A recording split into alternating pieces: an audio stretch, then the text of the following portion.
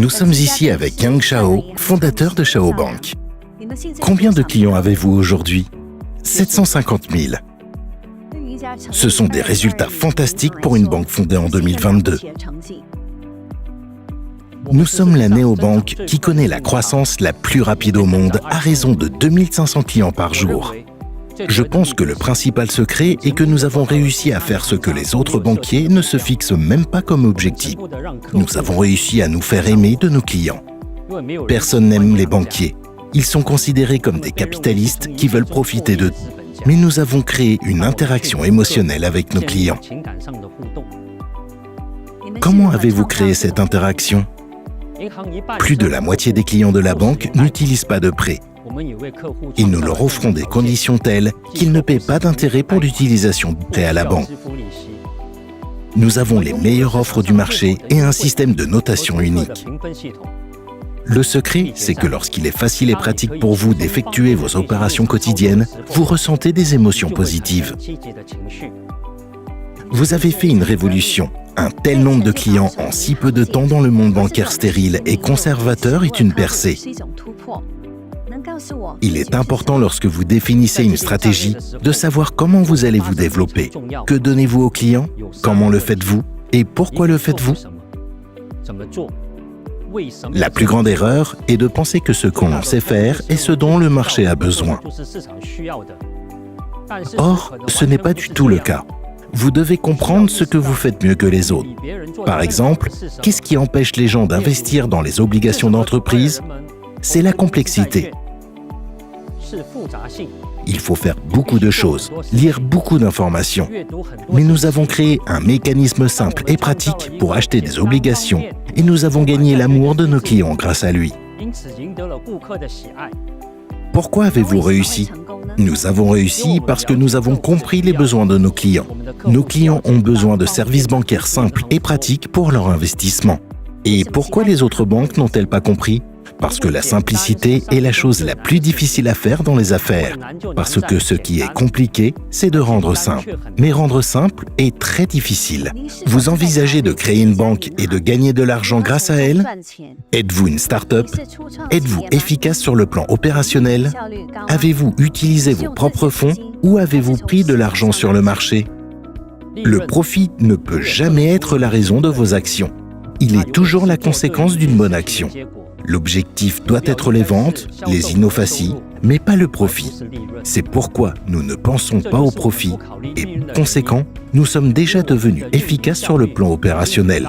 Et nous n'avons pas pris d'argent sur le marché. Nous ne faisons que nous développer. Nous ne sommes pas encore prêts à émettre des actions. Aujourd'hui, tous les analystes mondiaux affirment que la crise est inévitable. 3,2 fois plus de prêts sont émis que le monde ne gagne. Êtes-vous prêts pour la crise ? Nous sommes prêts à affronter la crise, car la Xiao Bank a été créée pour fonctionner dans toutes les conditions économiques. Comment avez-vous gagné votre premier million ?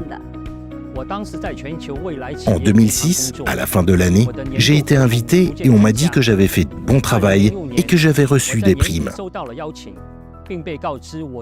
Puis 1 million est apparu sur mon compte. Quel type de voiture possédez-vous ? J'ai une Mercedes Maybach ici et à Londres, j'ai une Tesla Model X. Ma femme a une Porsche. Quand avez-vous créé la Xiao Bank ? Nous avons commencé à l'automne. Nous fêtons notre anniversaire le 28 septembre et cet automne, nous fêterons nos 2 ans d'existence.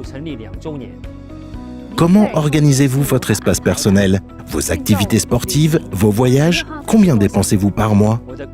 Je cours tous les jours le matin. Je vais au bureau. Nous avons des réunions de projets tout au long de la journée. Nous sommes toujours dans des endroits différents. Que ce soit à Hong Kong ou en Angleterre. Généralement des réunions d'affaires jusqu'à 6 heures du soir. Comment organisez-vous vos matinées ? Tenez-vous un journal ou prenez-vous des notes électroniquement ? J'ai un calendrier régulier sur mon smartphone. J'ai une assistante, Linda Lee, qui ajoute les réunions au calendrier et tous les collègues reçoivent une invitation. Tous les collègues ont un calendrier. C'est un outil très pratique pour un homme d'affaires. Voyager, quels sont les endroits qui vous inspirent ? Nous allons très souvent en Europe. J'aime la Suisse et l'Italie. Je suis très souvent en Angleterre. Je suis allé quelques fois aux États-Unis. Si vous deviez recommencer votre voyage, vous orienteriez-vous vers le secteur bancaire? Oui, bien sûr. Je trouve cela très excitant. J'aimais gagner de l'argent, m'occuper de finances, et lorsque j'ai obtenu mon diplôme, j'ai commencé ma carrière dans la finance. Comment le message de la direction est-il diffusé au sein de votre banque? Si vous voulez communiquer quelque chose aux employés, s'agit-il d'un système de messagerie? Nous avons une structure très simple. Nous essayons de conserver le format d'une start-up. Au départ, nous étions une start-up non classique, parce que dans une start-up classique, il y a un pourcentage très élevé d'incertitude, des risques très élevés et un besoin obligatoire d'investissement. À mon avis, ce sont les critères d'une start-up. Nous savions clairement ce qu'il fallait faire. Nous savions comment le faire. Nous avions une bonne compréhension du marché. Lorsque nous avons commencé, nous avons établi un plan d'entreprise qui était assez audacieux, avec une croissance agressive, et nous l'avons dépassé 3 fois. Faut-il se fixer des objectifs ambitieux? Nous ne pouvions même pas imaginer que nous pourrions atteindre un tel succès. Nous savions comment croître, mais nous avions un modèle de banque classique. Nous ne serions même pas appelés une banque si nous n'avions pas besoin d'attirer des dépôts. Nous avons fait en sorte qu'il soit très facile pour le client d'interagir avec les services. Et nous sommes appelés une banque pour que les clients comprennent que nous avons un fonds de garantie. Si vous placez un dépôt ou achetez des obligations, il vous sera rendu même si quelque chose arrive à la banque.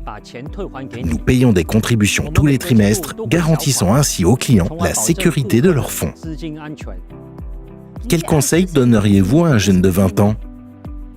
Mieux organiser sa journée et lire davantage. Quel livre a changé votre vie? Le livre Thought Management de Dan Kennedy a beaucoup changé ma vie. KeyCoin, Jetons et P2P, dans quel but ce produit a-t-il été créé? KeyCoin est une extension de notre idée d'être complètement indépendant des facteurs externes.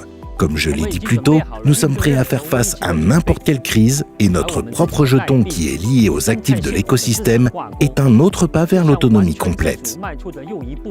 Que voulez-vous dire par lié aux actifs? Qu'est-ce que cela signifie? Comme nous le savons, le taux de la plupart des crypto-monnaies est spéculatif, alors que le taux de KeyCoin dépend des actifs gérés par Financial Partners, ce qui en fait un produit unique sur le marché.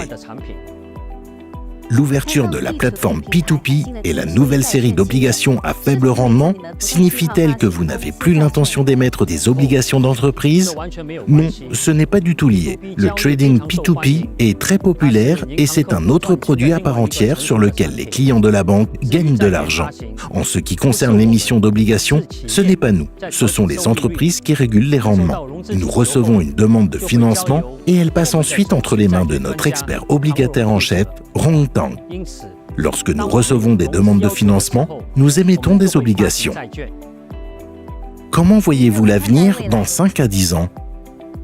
Les statistiques montrent que d'ici 4 à 5 ans, nous aurons dépassé les 100 millions de clients. Et ce n'est que le début. Nous allons poursuivre notre croissance, car nous n'avons pratiquement pas de concurrents à l'heure actuelle. Nous établissons de nouvelles normes dans le monde des néobanques et je suis sûr que l'avenir est avec nous. Je vous remercie pour cette conversation. Vos projets et vos innovations sont impressionnants. Nous souhaitons à la Chao Bank de réussir et de poursuivre son développement.